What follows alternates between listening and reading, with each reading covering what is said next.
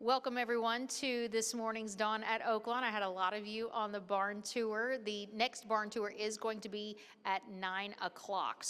Or excuse me, 9:15. So we'll make an announcement when the next barn tour is going to leave. I want to welcome trainer Ron Moquett. He's my very special guest this morning. We went by the Whitmore barn and I said Whitmore is now living out his best days at a farm in just outside Louisville, Kentucky. And he has a pet zebra and a mini donkey. And I misspoke. I said, I thought the name was Pretzel. It's Pickles. So Whitmore is living his best life. Normally I make a ton of notes. As you can see, I didn't do that many because I have known this gentleman for over 30 years. Is that right? Yeah. You were, when I met you, you were a test barn technician, and I followed your career all the way from test barn technician to steward to stall person to, I think you've had about 6 hats. See, he says test barn technician and I say pea catcher. So, you know, it's not really as glorious as it sounds. Ron has well over 1,000 career victories, and his earnings for those victories have amassed almost $44 million. That's a lot of coin. Yeah, that's good for them. That's a lot of coin. Ron is currently the second leading trainer here at Oaklawn with a 19% win average and 35% in the money. You're having like one of the better Oaklawns of your careers thus far. What do you attribute that to? I think last couple of years we had a lot of seconds and thirds, and when you're following around Steve Asmussen and Brad Cox and Kenny McPeak, you know, you have to wait for those conditions to catch up. And, you know, this year so far, knock on wood, we've won those races that we were second in. So some of Ron's top horses include Seek Gold, Far Right, Gentleman's Bet, Whitmore, and now Speed King. So Speed King was victorious in the Southwest, one of our preps towards the Arkansas Derby. He just worked back on March 9th, 5 furlongs and 59-4. Give us a little progress update on Speed King. Speed King is very lightly raced, and he's learning. He's very fast. Obviously, he's talented, and physically, he's got every tool you'd want to do any distance, 6 furlongs to 1.25 miles.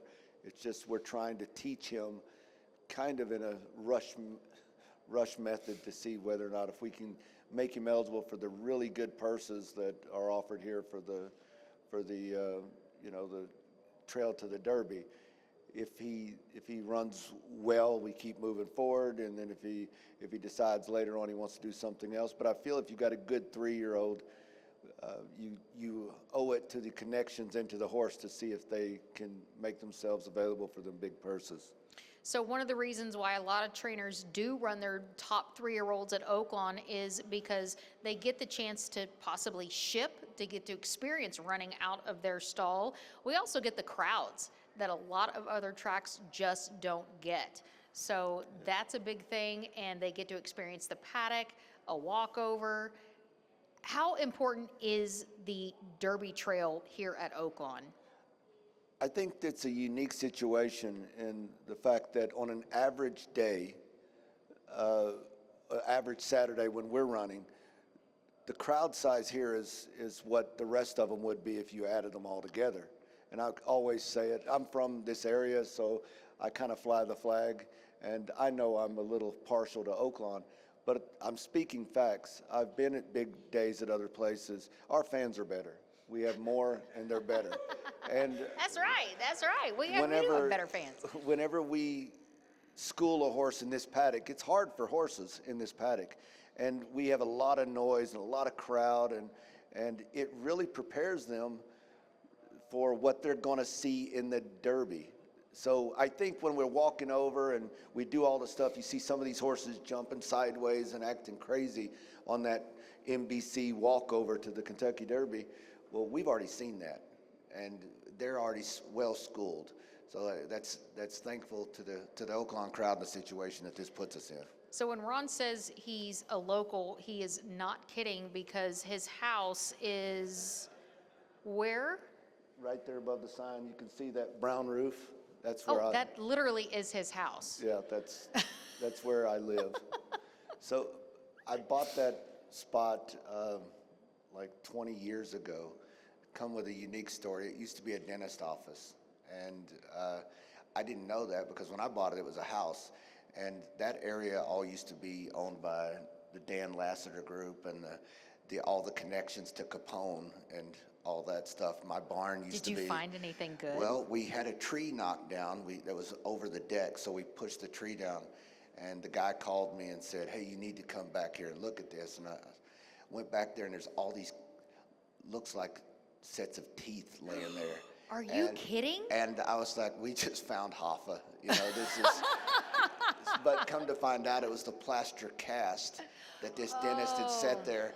And it just went down in the ground, and the tree roots pushed it up. But there was a few desperate moments that I was about to have to like evaporate. Hoffa's a better story, though. I think you should just stick with we found Jimmy Hoffa finally. Let's talk Whitmore, because today is the running of the Whitmore Stakes. We went by the barn, aptly named for Whitmore. Whitmore was kind of a bear to load into the starting gate. He made fans kind of hold their breath as he was a deep closing sprinter. Tell us about, before he started sprinting, he was on the 3-year-old campaign trail. Yeah. Talk us through that, Ron. Well, he's by pleasantly perfect and out of a Scat Daddy mare, and he never got tired. So when we broke his maiden, we stretched him out to a mile, and then he ran very well here and qualified for the Kentucky Derby.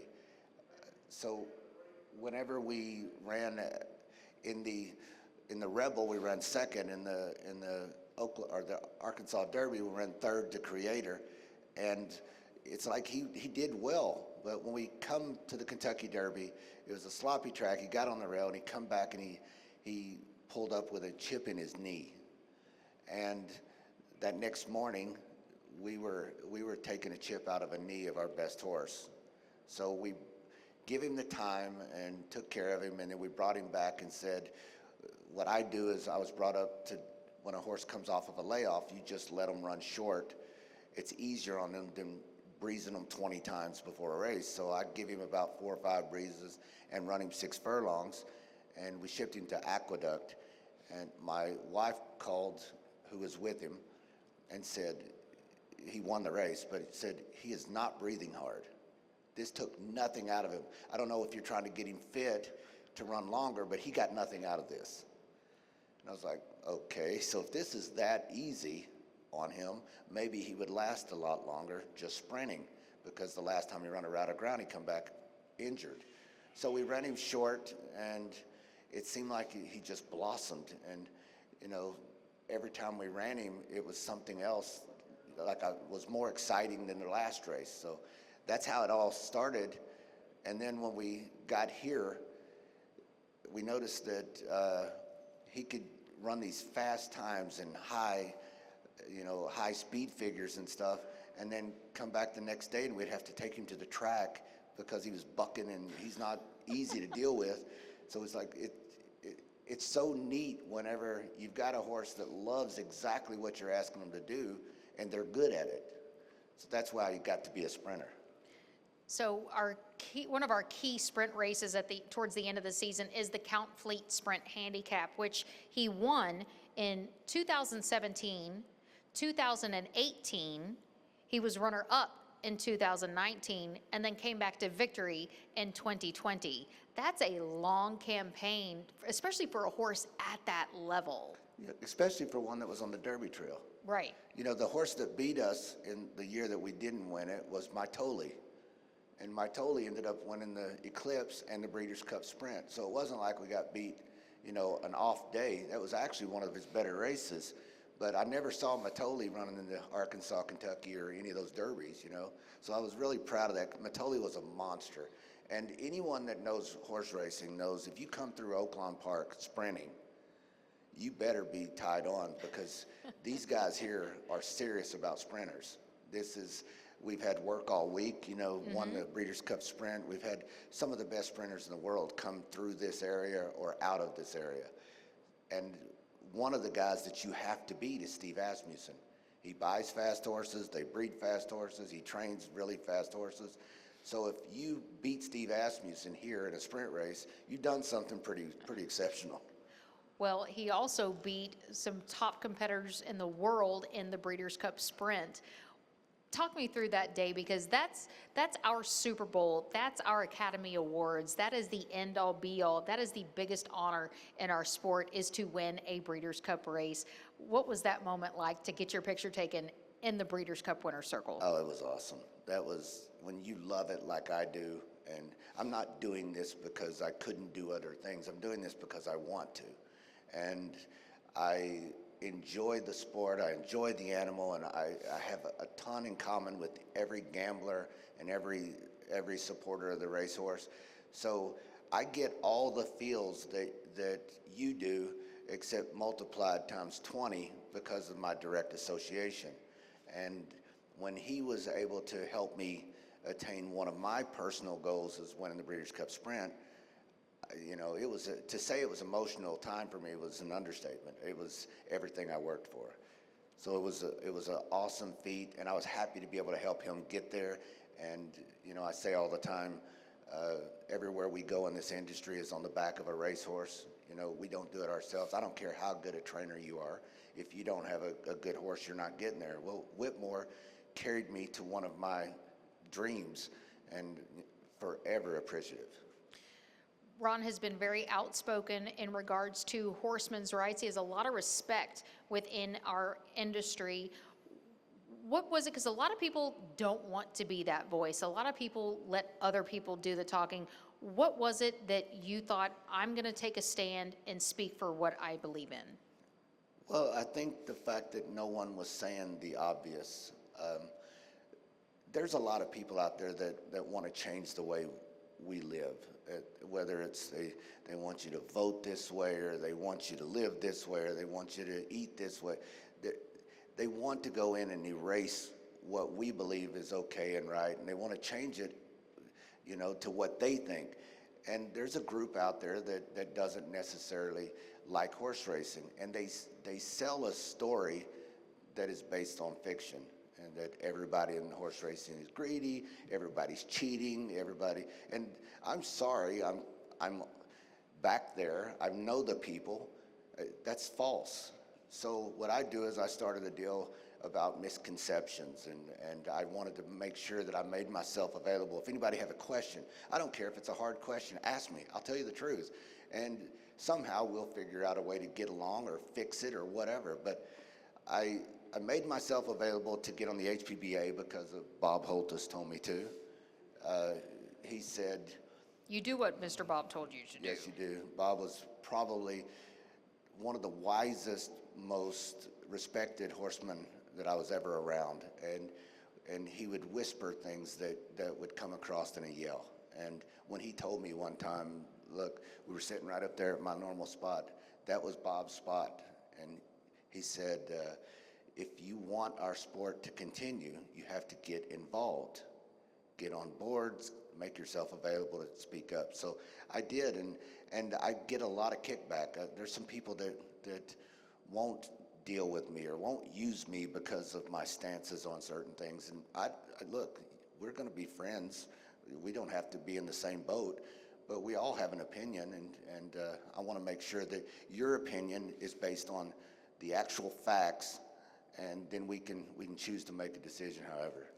Now, one of those boards that Ron was on was the HISA advisory board. HISA came into our industry just several years ago as a regulatory body that is federally mandated and given the money by the government. So choosing to be on that advisory board of something that is very controversial in our industry, what was your experience from that?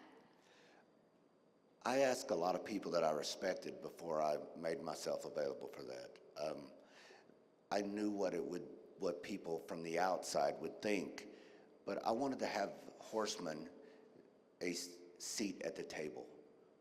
If they make rules that directly affect us, and they're doing it regardless, then why not have a voice sitting there telling them, this is wrong, this needs to be altered, this could be better. Why not have a voice, some one of us, it doesn't have to be me, but one of us needs to be there saying, this is an unnecessary rule, this is overstepping regulation, this is needed, I like this, keep doing this. You know, we needed a voice at the table. We didn't vote for it.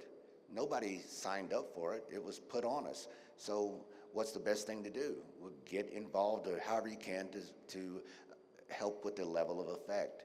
So I made myself available. I think we did a lot of cool stuff. Very proud of the effect that we've had on that board. I think we brought a lot of good stuff to people's eyes, and I think we changed the narrative of some people that didn't know our sport that were put in charge of regulating our sport. Our industry has changed so much just in the time that you and I have been involved in the industry in regards to medication regulations, in regards to entry rules, in regards to conditioning. Where do you particularly see the sport? Where would you like to see it in 10 years and even 25 years down the road? I think that we're in a retraction and right before you do a propulsion. And what I think is happening is right now, a lot of people are either going to learn that horse racing is sold to a different audience than it was 25 years ago.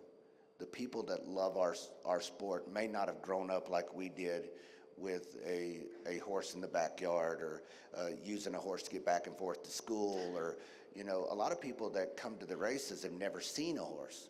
I think that we're going to have to understand that our social license to operate is very important where it wasn't before. So we're going to have to take a little extra time to explain stuff, to let people know that this is what these animals want to do.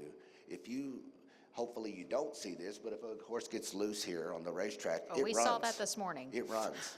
And if you take a horse home and you turn it out and you put it out in the field, it's going to run.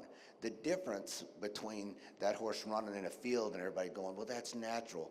Well, it's also natural for wolves and stuff to chase it. And unlike the field, that track is manicured and checked with a satellite leveling system and has regulations to make sure that it's the safest possible surface we can run on.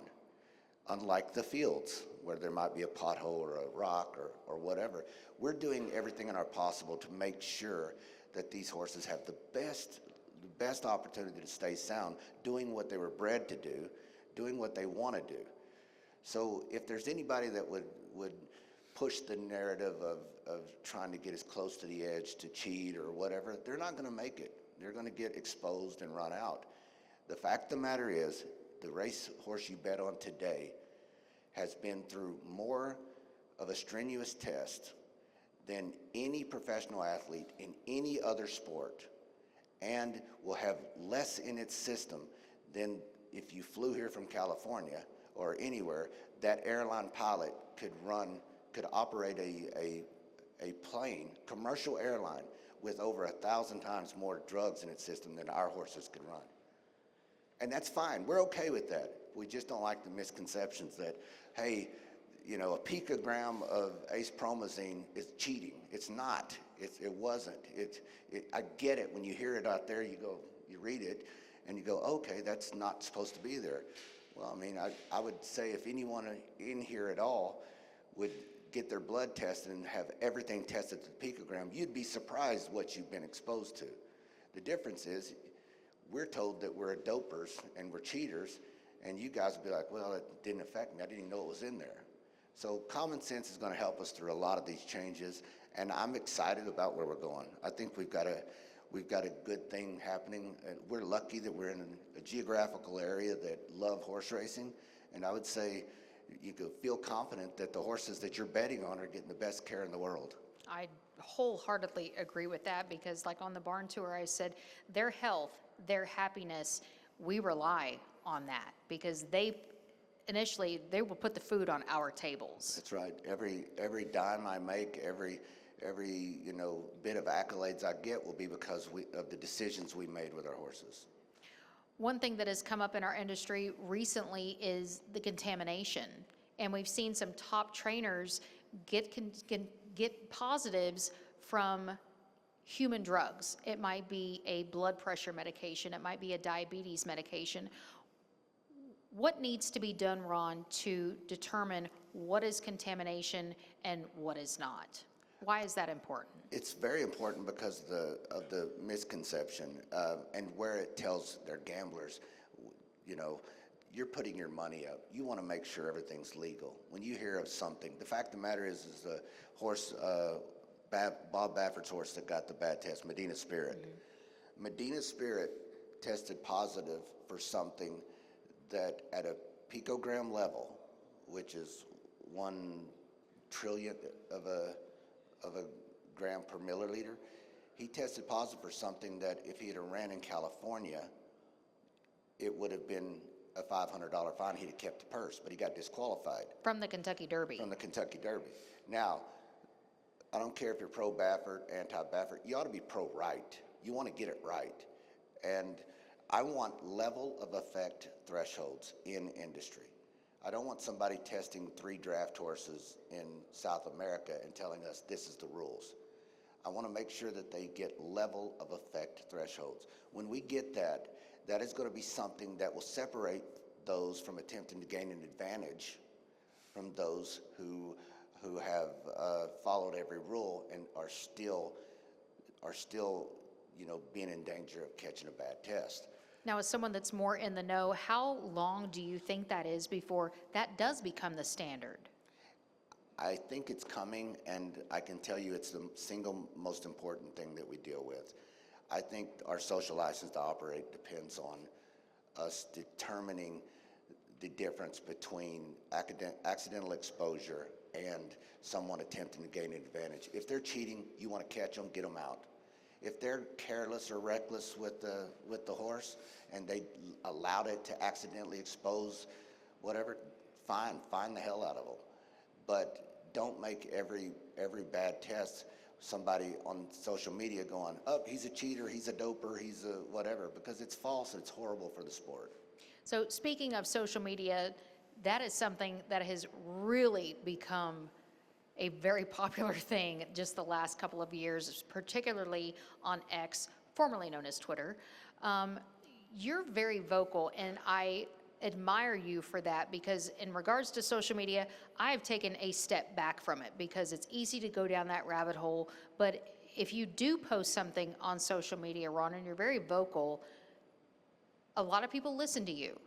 What do you attribute that to? Because you get multiple reposts, you get a lot of positive feedback, but you seem to be saying what other people want to say, yet don't. Well, I don't know if I'm just too dumb to care if they... I don't think that's it. Yeah, I know this. It's important enough that I feel like I should say it. Are there going to be people out there arguing ignorance and saying dumb stuff? I get that constantly, but I don't care. One of the things that's helped me a lot with that is I don't check it. Once I put it out there, I'm like, let them deal with it. And I don't go back, and I don't want to argue with anybody. If someone says something stupid like, well, I knew of a guy that did, well, okay, good luck. Read what I said and then move on. So I think that's one of the things that helps. But, you know, you need to say some of the things that I say. Some of the stuff that I put out there is just my opinion, and there's other horsemen that don't agree with me, and that's okay. That's fine. But as long as somebody is interested, I'll put it out there. And, you know, I hope somebody gets educated from some of the things I say, or maybe I can get some education. But I think a lot of times, though, what you do post is what a lot of trainers are thinking, just don't want to be that person that puts that out there. And you know what's funny is that I do get a lot of trainers come up and say, thank you, keep that up, or whatever. And you would think I spend a lot of time on it. I don't. I really don't. I think that if I ever have to start making content, then I'll be in trouble, because everything now is just, you know what? AI done. and yeah. So I just put it out there and move on. And I'm appreciative if it gets some of our messages out there. I think it's necessity. So Ron is on the board of the HBPA, the Horsemen's Benevolent Protective Association. It is horsemen helping horsemen. And you particularly have an amazing relationship with the management here at Oaklawn. How important is that trainers do have the ear of management, because a lot of racetracks, that's not the case. Well, at the end of the day, we all make money together. So I think that if there's a way to bridge the gap, those guys are trying to do the best they can with the information they have, just like we are. So we're lucky here at Arkansas, here at Oaklawn, that we have a general manager and we have a owner that likes horse racing. So if they're willing to ask me a question, hey, what do the horsemen think about this? I will tell them from a horseman standpoint and from my standpoint. And a lot of times that helps us kind of bridge the gap that isn't bridged at other places. You know, I think it's a unique situation. I think you see a lot of cool stuff here because of that. And as long as I feel like it's helpful and we're doing things that's helping our sport and our industry, I'm going to sign up to be as, you know, vocal to management as I can. Well, one of the very cool things that Ron has come up with is our Ring the Bell program. When we took the first barn tour, you saw the Equicizer. The monies that go through the Equicizer are given right back 100% to the Arkansas Thoroughbred Retirement and Rehabilitation Foundation. Also, our Ring the Bell, which we got to see Francisco Arrieta ring 5 times yesterday. Why is aftercare so critical and so important to our industry? So if you go through the barn areas and you see the level of care these horses get, you know it's important. And I think it's just as important when their careers are over. I think it's for me and for my situation, I want to know that my horses have a good life whenever they're not running anymore. And the majority of the people I deal with are the same exact way, the great majority. But the problem is we're all so busy and we don't know what's real, what's not. We want to help, but we're moving constantly. So I think we've made it more of a focus and we've made it a fun deal to help provide much needed funds, and you know that because you're on the board, to be able to place more of an emphasis on providing for these horses once their careers are done. I am going to keep that up. I'm going to keep fighting for aftercare. These horses are so cool. They could do anything, and we owe it to spread the word and to make the funding possible to retrain and rehome these horses once they're done. Because the fact of the matter is if an average horse runs until it's 6 years old, 5 years old, their lifespan can go to 25. So we need to make sure that they're in proper spots, because it doesn't matter. If that horse is 10 years old, 5 years after retired, it ends up in harm's way. It comes back on the industry. These guys use these horses up and kick them out. Even though you give them to a good place and you think everything's good, well, I've had horses get in harm's way because we did everything right and those people's situation changed. And the next thing you know, we're getting beat up on social media as an industry. You know, I wanted to make sure that we are doing everything in our power to place an emphasis on providing for these horses when they're done running.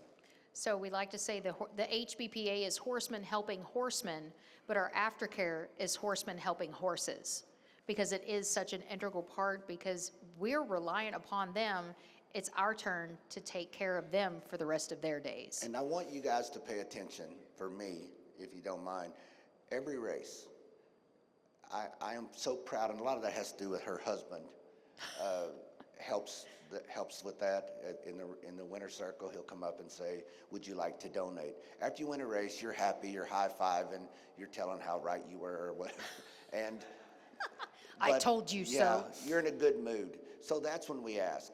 And to ask for $100 while you're feeling the best, whenever you just made some thousands, it's not that big of a deal. But I want you to pay attention to how many times you hear the bell ring throughout the day. When given the opportunity, these people that own and train horses want to make sure to do the right thing. And that's probably been my biggest takeaway, is that I would say it's rare, very rare. I believe we've only had one outfit not ring the bell. The whole season. The whole season.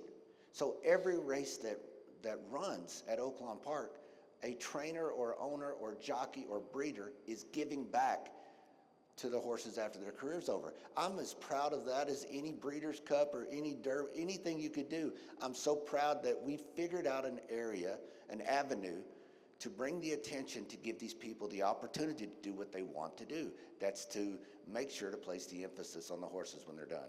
We have such an amazing program here that it has been replicated at several tracks across the country. So we are extremely proud of our Ring the Bell program. And I have to tell on Francisco Arrieta, who, as I mentioned, made 5 trips to the Winner's Circle yesterday, Paul, when he goes to collect, he's, felt bad. Maybe the 3rd time, Francisco, he said, I'm not going to ask him. This is his 3rd time. He went over every single time on his own. I'm just getting goosebumps to ring the bell because he says, these horses take care of me. That's right. And that's, when you hear that bell ring, that means somebody realized it.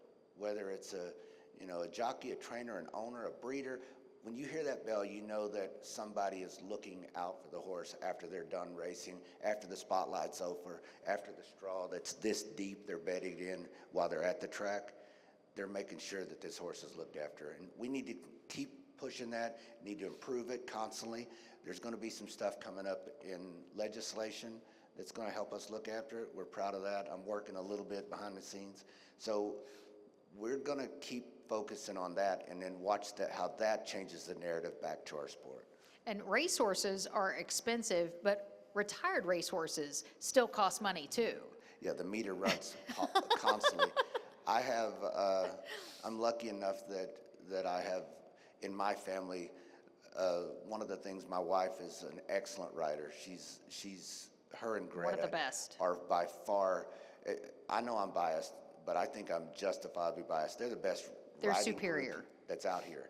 But they don't stop there. When they get done with my little barn thing, they go do their thing, and it's jumpers, hunters, and whatever. And I'm really proud of the fact that it's starting to spread everywhere, that, guys, you need to look at thoroughbreds. If you want a riding horse, look for a thoroughbred. If you want to, we've got Far Right is doing movie tricks now. That's the horse that got beat in the Arkansas Derby by American Pharoah. He was second to American Pharoah. He is now he can sit, he can lay down, he can stand up and paw on command. It's amazing what you can get these horses to do if you just, give them a little time. Well, one of the selling points of thoroughbreds, they stand for a blacksmith. They know how to get on a trailer. They stand for a bath. They know how to pick up their feet to get a hoof pick to them. So thoroughbreds really are a full circle equine because they have the advantage because they've been handled from the time they hit the ground from their mama's belly. You're right. And one of the things that I did a trail ride on a vacation. I did not know you rode. I've got videos of me riding Whitmore, by the way. So anyways, I don't ride like these guys ride. These guys are professional athlete riders. I'm like just ride. So I was riding one. I said, man, I want the biggest one you got. And he said, oh, well, this is a thoroughbred. Now, he's a lot of horse. I said, I think I'll be okay. And so anyways, you don't tell anybody what you do when you do that sort of thing. So I got on it, and he was trying to tell me all about his horses, and I was listening, and he don't know me from a load of hay. So I was like, what kind of horses do you use? He goes, well, you're on a thoroughbred, and one thing I can tell you about him is he'll see something that he's not sure of, and if you ask him, he'll still do it. Some of them other ones, they see something that spooks them, they go the other way. He said, I've never seen a more noble horse than a thoroughbred. And I thought that was probably the best description I've ever heard of the breed. They're very noble. They recognize everything. They can see a fly from 100 miles away and be frightened of it. But if you tell them, hey, that's okay, they'll go right through it. So we have some very avid handicappers here in the audience, Ron. You've got a busy day today. You have 4 horses in from the 1st all the way through the 11th. That's a long day, sir. That's a very long day. Yeah. So who's your best shot? Ooh, We want to know, right? Here's the one thing I can tell gamblers at Oaklawn. Here, like everywhere, the most important thing are the first 3 or 4 races. And you can tell what the track is going to be whether it's favoring rail, inside, outside, closers, speed horses. Pay attention because this track is more exaggerated. If you see the first 2 or 3 races where somebody breaks to the front and hangs on, and they usually stop, we'll start giving more attention to horses that have speed, because that's how the track is playing. They have to, it's not a bias, it's just how it's playing. So if the track is fair, I would say my last race is the best shot because he's pretty consistent. He's a closer, and it looks like there's some speed in the race. And if it backs up at all throughout the day, you'll have time to look. If the speed is backing up and you see horses coming from off the pace at all, then throw him in there. He'll be around. We are at a major advantage that we have somebody like Ron stabled here at Oaklawn, and you've been a mainstay at Oaklawn for quite some time.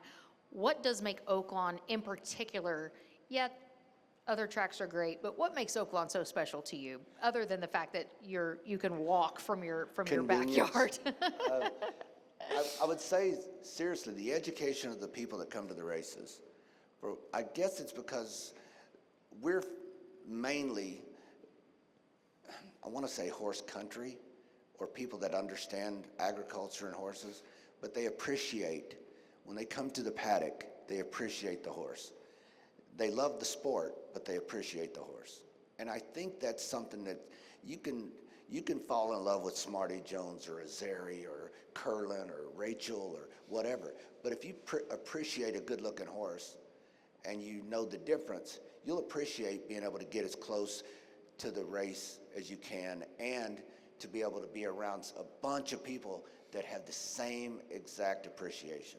That's probably the main thing. We have a lot of people that understand you could come to Oaklawn at any day and might mess around and watch a Fleet Alex or a Curlin or Rachel or American Pharaoh or My Tolly, or the greatest, the great could show up on a Thursday, on a Sunday. So you need to be here and be paying attention because you never know when the next one's going to show up. It's a very big deal to have a barn named after a horse. It's an even bigger deal to have a race named after a horse. Today is the 79th running of the Whitmore Stakes. No, Whitmore is not 79 years old, but we did name a race in honor of him. When they told you that, Ron, that had to just warm your heart. Oh, it made me emotional. When we won the Hot Springs Stake, they contacted me, and originally they said they was thinking about changing the Count Fleet because we did something. We set the record, or we equaled the record with the most stakes ever ran or ever won at Oaklawn. We won 7, and that's hard to do. And he's, pretty world renowned. And when we won the Eclipse, Mr. Selland, Mr. Pope, and Mr. Smith all thought about maybe the Count Fleet. And I was like, the Count Fleet is so special. That's the races that made Whitmore special. I thought the Hot Springs was a good race to change, and I was glad that they chose that one instead, and they did that on their own. But I actually was quoted, and Bob Weisner quoted me once, that they said the 4th time we won the Hot Springs in a row, they said, what are you going to just keep winning this? I said, I'm going to win it until they change the name. Well, that is exactly what we did. It is always an honor to stand next to you, to hear your opinions, because I value your opinion, not only as a person, but as a horseman. Does anybody have any questions for Ron? Yes, sir. Minimum of 100. Yes, sir. Any other questions? Ron, thank you so much. This is an honor. Give it up for trainer Ron Moquett, ladies and gentlemen. Thank you, guys. Thank you.